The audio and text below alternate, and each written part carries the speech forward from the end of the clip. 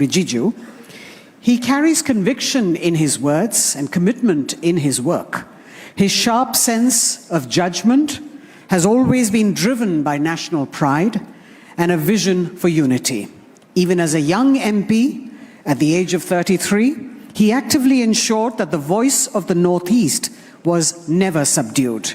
It's a testament to his ability to deliver that he has served in all the cabinets of the Modi government since 2014. And as the Law Minister of India, he has repeatedly asserted that the judiciary and the executive will have to work like a team to achieve the objective of a developed India by 2047. Ladies and gentlemen, we have the Law Minister of India, Mr. Kiren Rijiju, for a conversation with Shavan Sen and Rhythm Anand Bharadwaj. Well, ladies and gentlemen, I must say that we've had a great session in the last few days, and just before the penultimate, we have how it should be, one of the most charismatic leaders of Prime Minister Modi's cabinet. Union Minister Kiren Rijiju never pulls back his punches, if I may say so, and someone who loves sports. And why not? A little known fact, he still keeps newspaper clippings all the way from 1900 Olympics in Paris to even as recent the last Olympics. That's the level of passion he essentially has. And of course, for people like us who've come from the Northeast, I think so he's considered the rock star parliamentarian. Thank you very much, Union Minister Kiren Rijiju. Let me straight away begin by asking, and Rhythm will also join us. आप कहते हैं कि you are not in a fight. There is no tussle between the government and the judiciary. And we are talking about time of transformation. Your first big task was already about reforms. How do you view that? Thank you very much. I'm honored to be here with the entire team and such a wonderful audience. First of all, reforms and also transformation, which is main hallmark of Modi government, it's happening.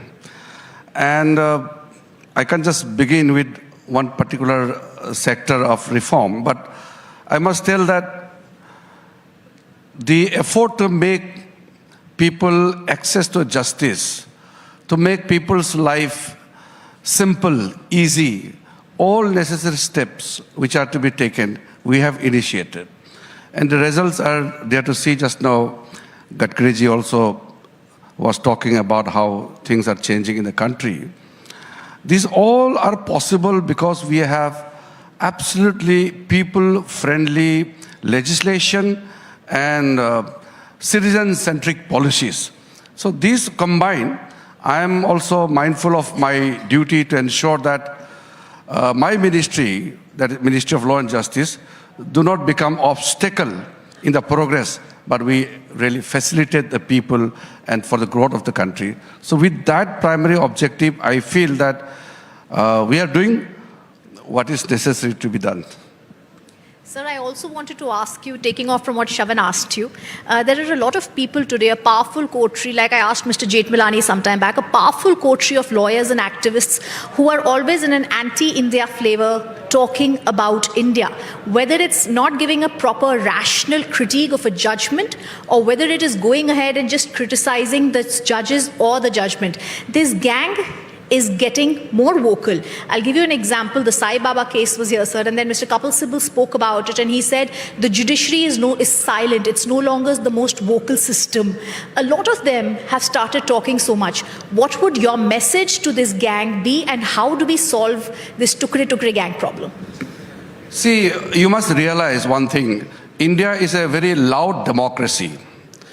Everybody has a potential to become something and also to speak out minds. Free speech is there. Everybody is doing whatever is, allowed under the law. What you are referring to is, at times I feel that majority of the people are silent, and minority, I can say minuscule of a group, they are more loud. They try to set the narratives. They try to create a situation which is not conducive for nation's growth. Because today it is a globalized world. If India's image is tarnished anywhere in the world, the impact can be felt any other locations. So whether it's in India or abroad, I feel when it comes to national interest, we will not compromise. That is why you must have observed in past few months, I had made certain comments which some people did not take it in a positive way. But I had to say certain things which is in the national interest, I must say. Whether he is from judiciary or from any civil society, people may not take it in a good sense. But I feel the gang which you're referring to, I don't want to call them a gang anymore. But definitely there are a caucus. There is a calibrated effort made by that group to tarnish the image of the nation. And it has been happening since long time. India being a democratic country, within the country there are people who work against the national interest. And this is a fact. Minister Rijiju, let's also talk a little bit about when the Modi government came to power. One of the big ticket projects that you're talking about was, of course, the judicial reforms. And then with the collegium system versus NGAC fight that essentially took place, how do you see this going ahead? Because the government seems to have been making it abundantly clear that there should be a foot on the door.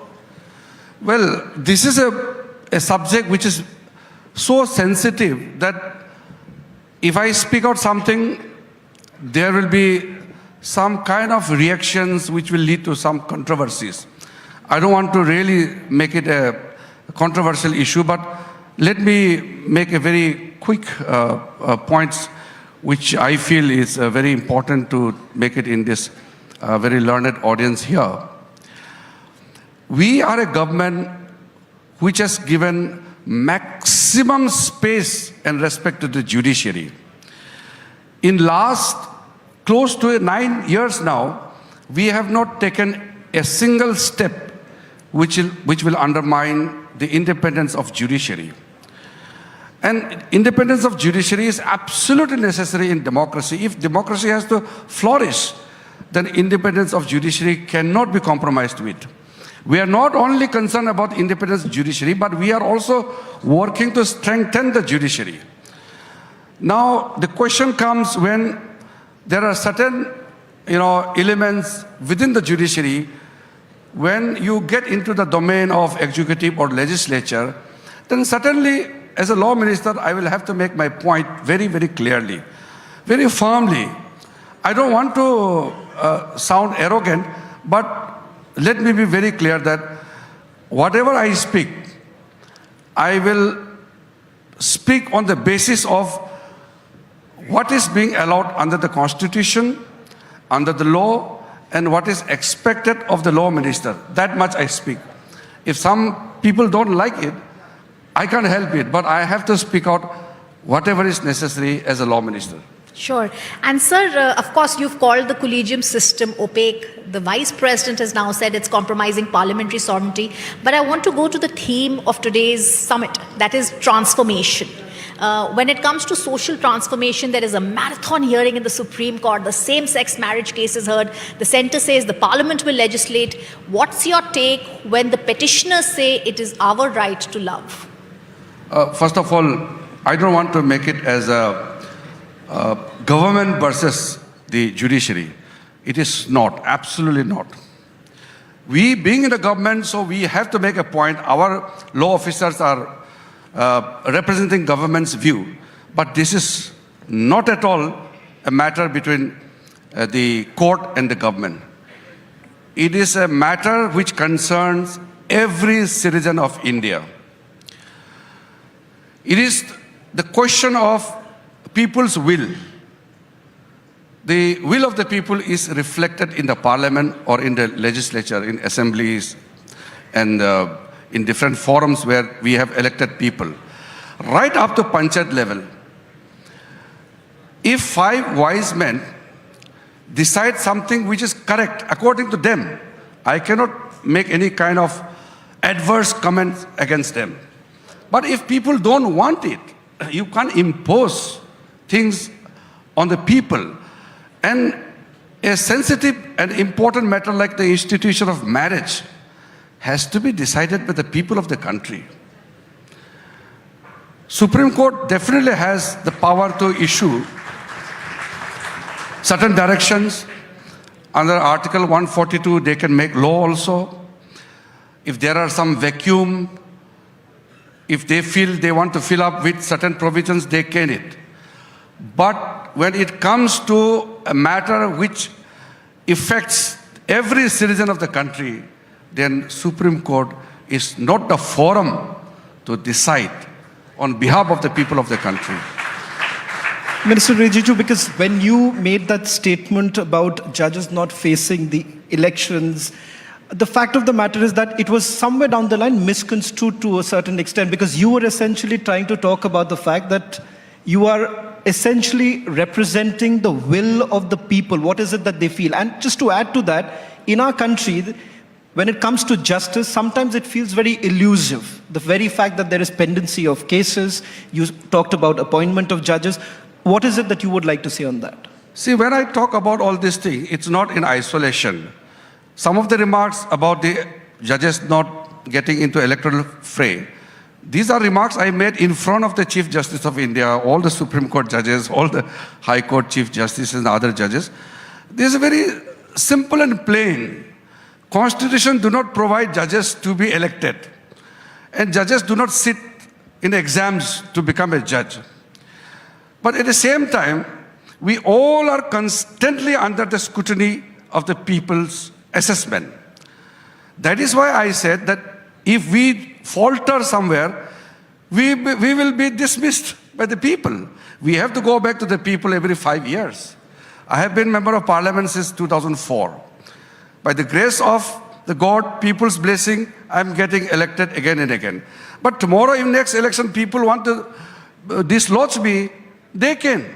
But there's no mechanism to change the judge. In fact, we don't have the accountability of the judges in India. There's no system. So that is why I said, even if there is no accountability on the conduct of the judges, but people are watching, there is assessment. In this social media age, nobody can get away from people's eyes. That is my point. That means, including the judges, everybody must be careful while dealing anything which is sensitive and important and concerning the interests of the people. I'll just take one follow-up question, because why do I get this sense that you are looking for a solution, but you're not being able to get it right now? So I'm asking you very directly, does the government have any plans of introducing a bill for bringing back NGAC? Because the criticism that you faced from the opposition parties was the fact that you are finding ways, some way or the other, to get your foot in, and that could be the solution. What's the solution? No, there is a very unique situation we are into today. The Constitution of India is there. Until or unless the Parliament amends the Constitution, the provisions remain there. So when it comes to the appointment of judges, the Constitution is very clear. So without amending the provisions of the Constitution, Supreme Court, through its constitutional bench, changed the provision without any amendment. So there are sometimes I feel that we really need to have a very serious negotiation. Of course, I am in touch with the Collegium. The ball is in their court. I have sent the new proposal. What are to be changes required in the memorandum of the procedure for the appointment of the judges? Because once you appoint a judge, you can't do anything.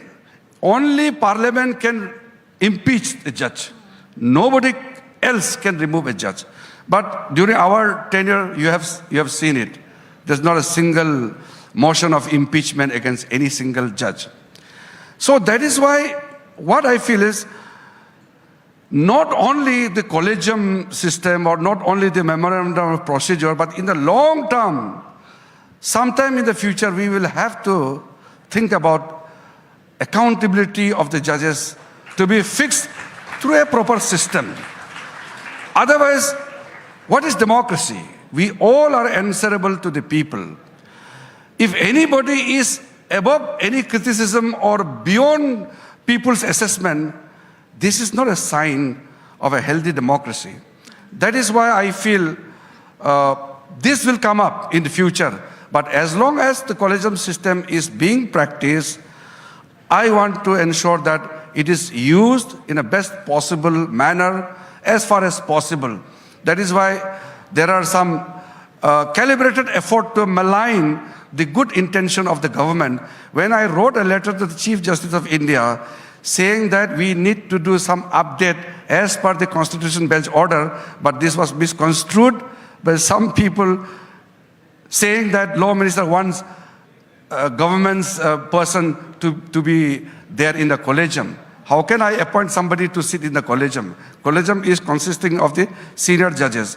So this kind of unfounded, malicious campaign, that is not good. That is why in last one of the media conclave, I had stated that some of the people, including those who had served in the judiciary, are doing disservice to the judiciary itself. Yes, that's true. That is something I could have spoken about as well. The Keshavananda Bharati judgment, 50 years to a glorious judgment, 703-page judgment, one of the longest heard cases, the 11 judicial opinions. It spoke about the basic structure of the Constitution. It spoke about the doctrine of separation of powers. Where do you think the Lakshman Rekha is between the executive and the judiciary? The Lakshman Rekha is to be self-observed. From the government side, we have not crossed Lakshman Rekha, and we will never. There were governments in the past which indeed crossed the Lakshman Rekha. When the mass transfers of the judges did happen, when the seniorities were superseded, all those things happened in the past, not under Modiji's regime. We will be very mindful that we will be completely guided by the spirit of the Constitution. But I expect this from judiciary also.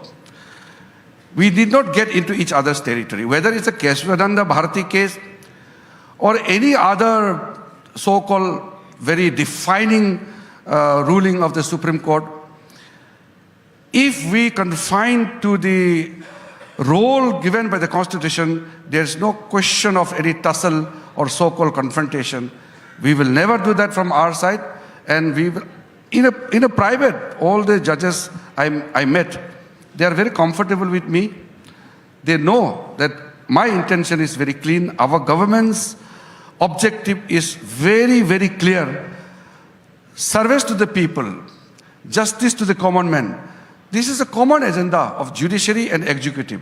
This is not the prerogative of the judiciary or the executive or legislature alone. So there is absolutely no problem with the judiciary, with the government. The fissures which you see, these are all artificially created by certain group of people, which I have already talked about in the past in detail. But what I can say is that our relationship with judiciary is absolutely normal and very, very useful in terms of combining together and delivering justice to the poor and common people of the country. Mr. Rijiju, I think so it will be very unfair if we really do not speak about the Northeast for two reasons. One, the fact that you come from there. Second, the fact that this network is run by a gentleman who comes from the Northeast, and the very fact earlier in the day, the Chief Minister of Assam made a beautiful comment that anything that starts from the Northeast is always very successful. Hence, I'm asking this. You just recently had a visit, and all of us who are from the Northeast, we say that you've brought it to the limelight. Of course, along with Chief Minister of the Assam also, somewhere down the line under the Modi government, we have essentially seen the kind of transformation. That is the word. Transformation is the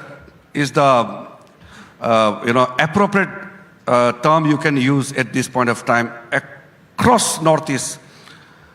I came back from Arunachal just a couple of days back, launching 256 mobile towers, which will provide 4G network to every household in the entire border areas.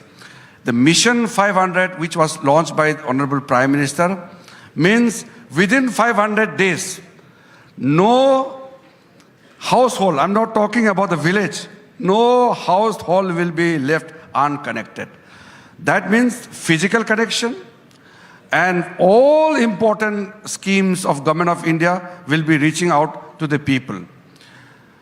The Vibrant Village program, which was launched by the Home Minister just last week from one of the remote corner in Arunachal Pradesh, that will transform the border villages. Because till 2014, there was a serious crisis all along the border areas because there was a thinning of population. People are migrating towards the foothills and the district headquarters, and they are abandoning the that border areas. So it is a very serious situation where only uniformed armed forces people are guarding the territory, but civilians have left because there are no roads, no school, no light, nothing. Now we are pushing back people, thereby creating all the basic amenities making available in those areas. It is very difficult to describe in such a short span of time, but if I have to speak about the development in the border areas in, say, half an hour, then I can clearly elaborate. I can properly make you understand that what is all that transformation which is taking place. I'm proud that when I became, as a young member of parliament, I used to literally shout in the parliament why Government of India can't understand the problems which we are facing. But now, you don't need to shout. Modi ji is giving more than what people are asking. This is the change we are seeing. Well, a quick answer. When Rahul Gandhi says that 2,000 square kilometer of land has already been given, what will you tell him? That's the last question that we would like to the last question, you took the name of Rahul Gandhi. This is very wrong. Because if you start responding to what Rahul Gandhi says, you will lose your own way because he has no understanding about the ground realities. Whatever he speaks doesn't have a head and tail. He just makes irrelevant comments. So if we keep responding to whatever he says, it will be totally, futile exercise to clarify. He is the one who should be, because he is a Congress leader, he should be the one who should be telling the people that why did Congress government follow the policy of not developing the border areas. He's talking about Chinese army occupying Indian territory. His party, Congress party, had this policy not to develop the border areas because they thought that is the best defense policy. Not making roads and infrastructure will prevent the Chinese from occupying our territory. This kind of, unbelievable policies which the then government had propounded and which caused so much of, loss to our territory. But under Modi ji's regime, we don't need to just shout on the top of the world and say, but our border, every inch of Indian border is safe and secured. Yes, absolutely. In fact, sir, as he spoke in the last questions there's a lot about China that I'm sure Mr. Gurumurthy, Mr. Jethmalani, who talk about China would say also on this. But I do want to thank you, and I also want to say, I think the one message that all of us here, when we've heard you, are left with is that this is a country that's moving towards transformation and nationalism. This is not something about just one judiciary or one government. This is about us as a unified whole moving together. So thank you for that, sir. Thank you very much. Thank you.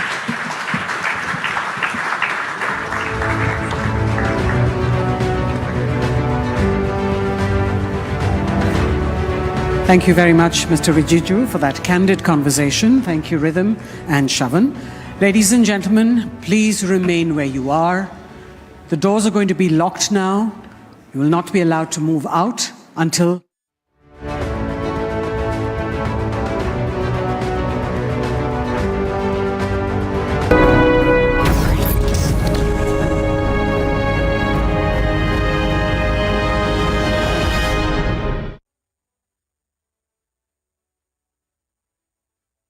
RP Sanjeev Goenka Group presents Republic Summit, Time of Transformation, co-powered by Robin Group, manufacturers of electric cables and solar systems. Bharosa rakho, surakshit raho. Mind Super App and beyond. LIC, हर पल आपके साथ. Knowledge Partner, Amrita Vishwa Vidyapeetham, Education for Life, Education for Living. Infrastructure partner Rungta Steel TMT Bar, ekdam solid. MSME partner You Grow Capital. Defense partner Paras Defense and Space Technologies Limited, a premier defense engineering company. Healthcare partner Scanray, nothing is opaque. Travel partner Ease My Trip, take it easy. Nutrition partner Skirrup, the protein superfood of Vikings. Prayer partner Z Black 3-in-1 Premium Agarbatti, Prathana Hogi Sweekar.